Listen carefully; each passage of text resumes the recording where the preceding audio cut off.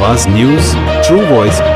आदाब नाज़रीन, आवाज़ न्यूज़ चैनल पर आपको खुशामदीद। बीजेपी के नए रियासती सदर रामचंद्र राव की क़यादत में पार्टी मजीद मजबूत होगी, ये बात बीजेपी एमएलए धनपाल नारायण सूर्य गुप्ता ने कही। इन्होंने बताया कि रामचंद्र राव अवामी खिदमत करते हुए 14 बार जेल गए हैं। धनपाल ने कहा कि मुकामी इंतखाबात में तमाम नशिस्तों पर बीजेपी का झंडा लहराया जाएगा। इन्होंने कहा हल्दी बोर्ड किसानों के लिए मुफीद है और वैश्य बरादरी को सियासत में आना चाहिए। అధ్యక్ష పదవి ఇచ్చిండ్రన్న, దాని గురించి చాలా మందికి చాలా సందేహాలు ఉన్నాయన్న.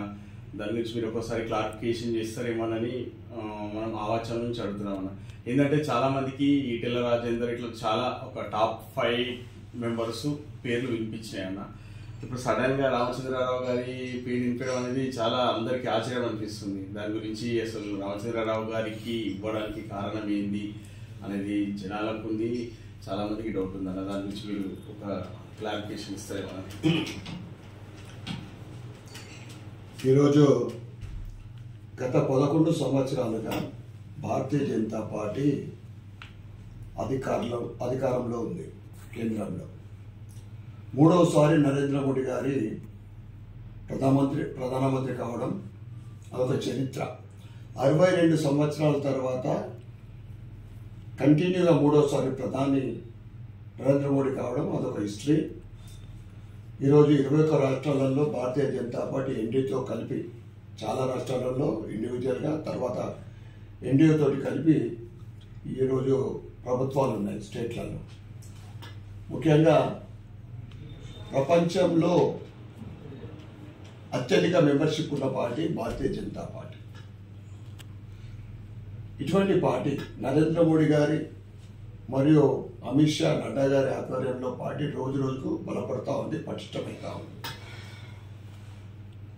అటువంటి భారతీయ జనతా పార్టీ ఏ తప్పు చేయదు. ఫస్ట్ ఆఫ్ ఆల్ ఎవరికి ఏ స్థానం కల్పించాలనేది అపర చాణక్యులున్నారన్న బీజేపీలో, వారికి బాగా తెలుసు. ఇక రామచంద్రరావు గారు అధ్యక్షుడు చేయడం అనేది, ఆయన ఒక ఏబీవీపీలో ఉన్నప్పుడు 30 సంవత్సరాల నుండి 30 సంవత్సరాల ముందు ఏబీవీపీలో ఉంటూ అప్పుడు నక్సలైట్లకు వ్యతిరేకంగా అనేక ఉద్యమాల్లో పాల్గొన్న ఘనత, చరిత్ర రామచంద్రరావు గారికి ఉన్నది.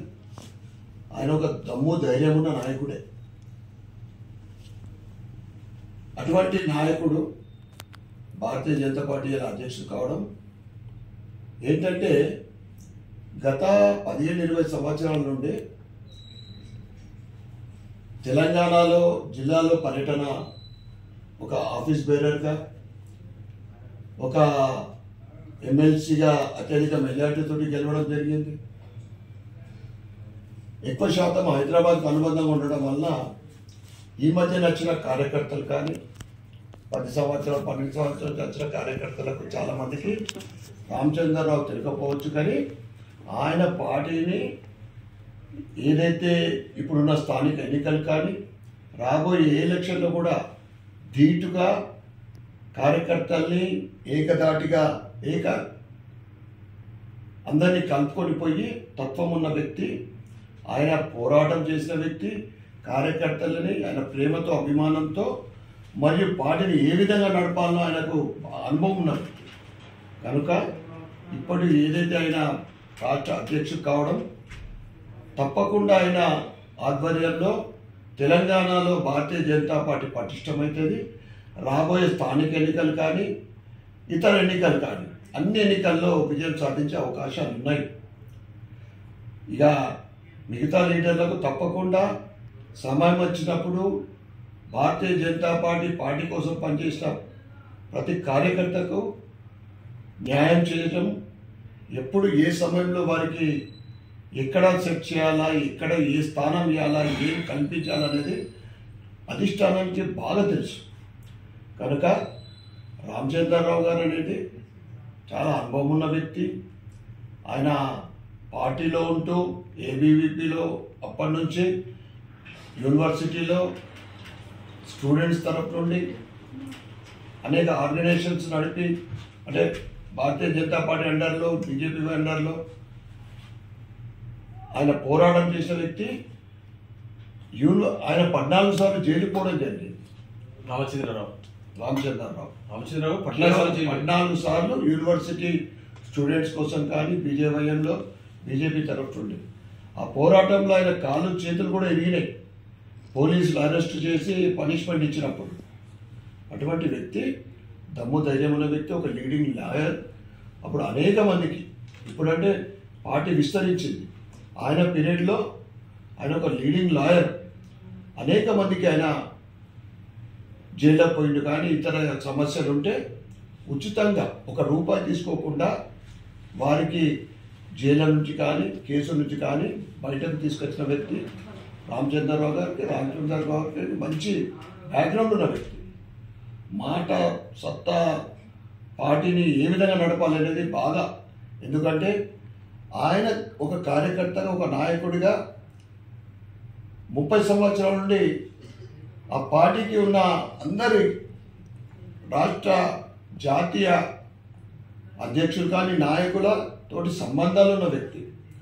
ఏ విధంగా పార్టీ నడపాలనో పాత నాయకులతోటి అనుభవం తీసుకున్న వ్యక్తి. కనుక తప్పకుండా రామచంద్రరావు గారి ఆధ్వర్యంలో భారతీయ జనతా పార్టీ తెలంగాణలో పటిష్టమవుతుంది. ఏ ఎన్నికలు జరిగినా కానీ విజయం సాధిస్తుంది. ఆ సత్తా రామచంద్రరావు గారికి ఉన్నది. అన్న, మరి ఇప్పుడు లోకల్ బాడీ ఎలక్షన్స్ ఉన్నాయి కదా, దానిలో దృష్టిలో పెట్టుకొని మీ బీజేపీ స్ట్రాటజీ ఏముందని? ఇప్పుడు వచ్చే లోకల్ బాడీ ఎలక్షన్స్ ఉన్నాయి, ఎంపీటీసీ, జెడ్పీటీసీ, సర్పంచ్ ఎలక్షన్స్ ఉన్నాయి. మీరు వాటి ఎలక్షన్స్కి పార్టీ ఎలా సన్నద్ధమవుతుంది? దాంట్లో ఒక ఎలక్షన్ల స్టంట్ అనుకోవచ్చా? రామచంద్రరావు గారిని నియమించడం అనేది ఎలక్షన్లో స్టంట్ కాదు. ప్రజలలో ఈరోజు గత 10 సంవత్సరాల బీఆర్ఎస్ పరిపాలన, వారి అవినీతి, వారి అహంకారమైన ప్రభుత్వాన్ని బొందబెట్టింది. కాంగ్రెస్ 6 గ్యారంటీలు, 5 డిక్లరేషన్లు, 420 హామీలతోటి,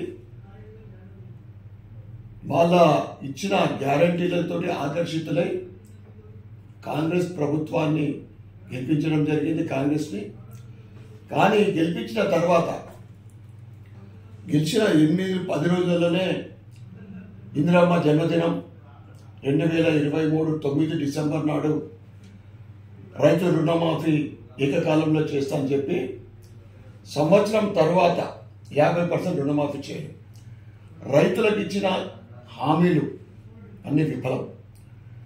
రైతు రుణమాఫీ 50% కాలే, రైతు భరోసా పూర్తిగా కాలే, వారికి ఇస్తున్న ₹500 బోనస్ సరైన సమయంలో ఇస్తలేరు. మొన్న నెల రోజుల క్రితం ఇచ్చిన పంటకు ఇప్పటిదాకా ₹1 రాలేదు రైతులకు. నువ్వు కౌలు రైతులకు, మరి కూలీలకు కూడా ₹12,000 ఇస్తా అని చెప్పిన ఎకరానికి, అది ఏది లేదు. ఇక ఓబీసీలకు వాళ్ళు ఫస్ట్ సంవత్సరం కేటాయించిన బడ్జెట్లో 10% ఖర్చు పెట్టలేదు, 42%కి ఇప్పటికీ వాళ్ళు ఈ స్థానిక ఎన్నికల్లో స్థానం 42% ఓబీసీలకు ఇస్తారంటే ఇప్పటికీ హామీ లేదు. ఓబీసీలకు అట్లా అన్యాయం చేసారు. మహిళలకు ఇస్తున్న ₹2,500 కానీ, పెన్షన్ 2,000 చేస్తాను కానీ, కళ్యాణ లక్ష్మితో తులం బంగారం ఇస్తాను కానీ, ఇప్పుడు ఏదైతే ₹500 గ్యాస్ సిలిండర్ సబ్సిడీ ఇస్తున్నారో అందరికీ అందుతలేదు. 200 యూనిట్ల కరెంటు మొత్తం అందరికీ అందుతలేదు. ఇక యువకులకు ₹4,000 ఇస్తాన్న ఇది నిరుద్యోగ భృతి ఇప్పటికీ లేదు. సంవత్సరం కాలంలో 2 లక్షల ఉద్యోగాలు ఇస్తామని చెప్పి ఎన్ని నోటిఫికేషన్లు ఇచ్చారు, ఎంతమందికి ఉద్యోగాలు ఇచ్చారు, అది క్లారిటీ లేదు. ఎస్సీ ఎస్టీలకు దళిత బంధు మీరు 10 లక్షలు, మేము 12 లక్షలు ఇస్తామని చెప్పి మోసం చేసి, ఇట్లా ఈ రకంగా అన్ని వర్గాల ప్రజలకు మోసం చేసి గద్దెనెక్కిన కాంగ్రెస్కు సంవత్సరం లోపే ప్రజా వ్యతిరేకత ఎదుర్కొంటా ఉన్నారు. ఇప్పుడు 2 పార్టీలలో కూడా ప్రజలకు విశ్వాసం కోల్పోయారు. వీళ్ళ దోపిడి కాంగ్రెస్ మోసం చేసింది ప్రజలకు. మోసంతో పాటు ఈరోజు కమిషన్ల ప్రభుత్వం అయింది. 2 సంవత్సరాల క్రితము కాంట్రాక్టర్ డబ్బులు కమిషన్ ఇచ్చిన పైసలు వస్తుంది. ఫీ రియంబర్స్మెంట్ ఇదివరకు 2 సంవత్సరాల నుంచి లేదు. ఇటు కాలేజీలు మూతలు పడతా ఉన్నాయి, కాలేజీ యాజమాన్యాలు ఆత్మహత్య చేసుకునే పరిస్థితి ఏర్పడతా ఉంది. యువకులు చదువు దూరం అవుతా ఉన్నారు, సర్టిఫికేట్ లేక ఉద్యోగాలు కోల్పోతా ఉన్నారు. ఈ విధంగా ఈ కాంగ్రెస్ ప్రభుత్వం మీద పూర్తిగా ప్రజల విశ్వాసం కోల్పోయింది. కనుక ప్రజలందరూ కూడా భారతీయ జనతా పార్టీ వైపు చూస్తూ ఉన్నారు. తెలంగాణలో కూడా డబుల్ ఇంజన్ సర్కార్ ఉంటేనే ప్రగతి అనేది. ఎందుకంటే ఎక్కడైతే భారతీయ జనతా పార్టీ ప్రభుత్వాలు ఉన్నాయో అక్కడ అభివృద్ధి జరుగుతూ ఉంది. భారతీయ జనతా పార్టీ ఇచ్చిన కమిట్మెంట్లకు కట్టుబడి ఉండే పార్టీ ఏకైక పార్టీ భారతీయ